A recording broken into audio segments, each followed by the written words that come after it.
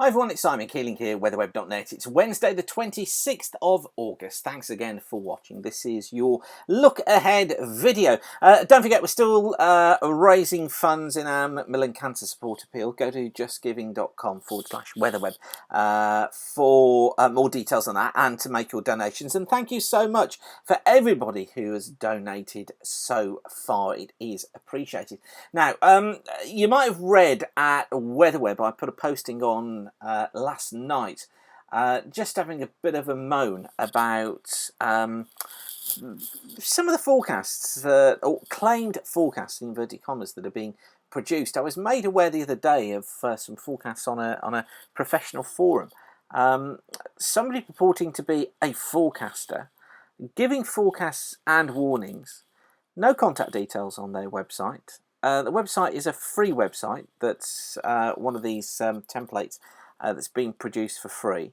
No name on there, and offering to give free forecasts to whoever wants it, and issuing severe weather warnings. Now, I've got absolutely no problem at all with anybody issuing forecasts, so long as they have the right professional accreditation, and that they're potentially qualified as well and can show the experience that they've got. Now, there's a registered meteorologist scheme that's run by the Royal Meteorological Society, and anybody can be a registered meteorologist so long as they have the correct experience. And please don't confuse this with having a dig at amateur forecasters, because that's not what it is. Amateur implies that somehow they're no good, but I consider myself to be an amateur meteorologist, so this is in no way a go at amateur meteorologists. What it is I guess having a go and trying to preempt the ridiculous newspaper stories which are going to kick off any day now about the winter weather, and you know who I'm talking about and which newspapers I'm talking about. I'm not going to give them the credence of publicity. But there are several of these individuals now creeping into forums, giving their predictions, and that's all they are, predictions, soothsaying on what they think the forecast is going to be. Now, you wouldn't go along to a dentist, would you, and have your teeth messed around with by somebody who's read a couple of books on dentistry and decided to have a go. You wouldn't go to a surgeon and have an operation done, would you, because somebody had read a book on leg surgery, and then think, oh, right, go on, then you can have a go on me. You wouldn't do that. And likewise, an accountant. You wouldn't go to an accountant, would you, and have your business looked into and advice given on tax by somebody who's read a couple of books on accounts? Of course you wouldn't. So why would you do that with forecasters? And that's what concerns me, is that on these forums, people are actually interacting with these predictors, these pretend predictors of the future. If you're one of those, I make absolutely no apology. You've got to play a very careful game here.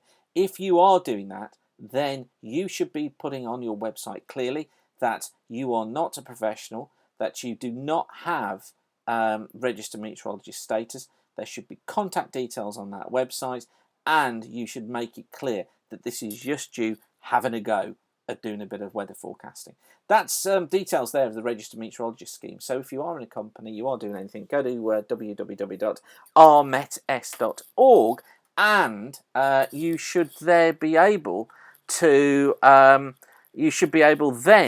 to see exactly what the route is to registered meteorologist status, how we get RMET, and what it means to you as a user. Right, okay, off my soapbox now. It's just that drives me mad.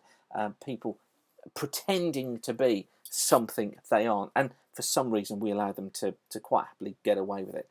Anyway, okay, on with the forecast for the coming days, with the look ahead proper, I guess. Just wanted to point out to you this ridge that's building in next week, because we're still looking at high pressure starting to build. This is the situation through Thursday. We're going through Friday here, 500 millibars, strong jet stream here, look, coming up through the channel into central parts of Europe. Got a northerly flow coming into the back of this, which is strengthening this trough in here.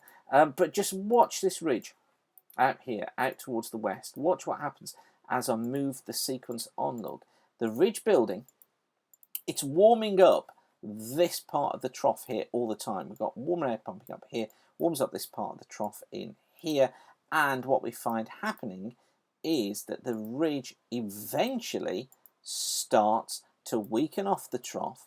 It slowly builds eastwards. This is Tuesday of next week, by which time we've already got hints of higher pressure being through the UK. But you notice still a trough here, so the showers still hanging on into Tuesday of next week, going cooler on a northerly, and then eventually the trough clears away to the east. Now, what we've got to watch in the forecast for next week, despite the high pressure building in look, is the proximity of the trough, which effectively extends all the way down from Scandinavia through to the west of Iberia. Another trough coming through here across the southern parts of Scotland as well. And this indicative really of unstable air still through the country despite the build of pressure. So we've still got a risk of showers even to late in the week. Eventually, the GFS wants to build the ridge in, get rid of the trough off towards the east, and then it keeps the ridge over us for some time. Yes, brings the jet back through Scotland, but then builds the ridge in once again. But I think what we've got to be careful of, just to go back to that, is this scenario here where the trough becomes slow moving, warm air just continues to be pumped in here, builds the ridge out here. Effectively, the trough can't get that far east, so it stays in here somewhere, and the UK stays in more unsettled conditions. We just need to be aware that's a possibility. By no means is it certain of this high building next week, although all the models are certainly pointing towards that. CFS picks it up as well and goes a bit high crazy. This is week one, low the normal heights, of course, as we've seen, which is the trough that's over us just at the moment. There's week two. Got a leany head on the side here. The British Isles is underneath here. There's week two, and for week two, builds the heights towards the north, trough down to the south. So effectively what that does is it gets north to northeasterly winds down through the country for that early part of September. Lots of dry conditions, particularly in the west, but as I've said, showers, and those showers particularly in the east and feeling cool as well. Then into week three, from the 9th to the 15th of September, it builds the heights across the country. It puts the trough out in the Atlantic, really gets that ridge built in then and brings fair conditions into week three, and it actually tries to keep the higher than normal heights in there as well into week four. Is it really going to last that long, or has the CFS got a bit high crazy? I'm aware that that could happen. I think there will be a breakdown of sorts, perhaps not for a long length of time, but as we saw yesterday, September does show a tendency towards higher heights given the El Nino pattern we've got at the moment. Now, the Chinese see it like this. You've got to turn your head the other way this time. The UK is underneath there.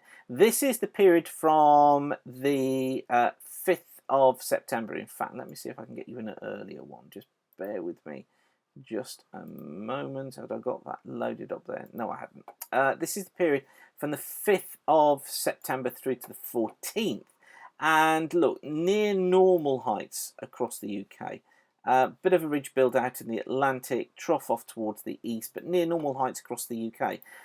So it kind of wants to put a bit of a breakdown in there in that period. Not horrendous, but certainly more perhaps unsettled in the early part of the month. And then into the second part of this period. So this from the 15th through to the 24th, tries to build a ridge back in across the country, particularly across the south, but keeps Scotland in more unsettled conditions. And I kind of think that's how this might pan out. Watching up to the period of the 10th for the initial spell of fair weather. Then I think we need to watch the period from around about perhaps the 12th-ish through to around about the 19th for it going more mixed. And then I think that 19th to 25th period could be a bit of an iffy one, going backwards and forwards. And then perhaps the 25th, things starting to improve again. But the Chinese seeing it as actually being a case of a fair start, a fair to middle in middle, and then picking up during that second half of the month. So interesting to see that.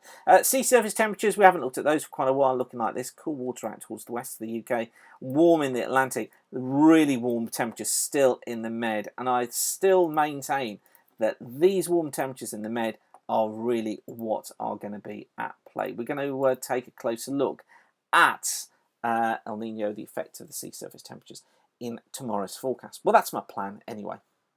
Yeah, right, okay. We'll see if it happens. Anyway, I'll leave you with that for now. I've rabbited on for long enough, haven't I? Excuse my rant at the beginning, won't you? But I think it was something that needed to be said. Right, I'll leave you with that for now. Don't forget to donate to Macmillan Appeal at justgiving.com/weatherweb. But for now, whatever you're doing, thanks again for watching. Keep the sun shining. And bye for now.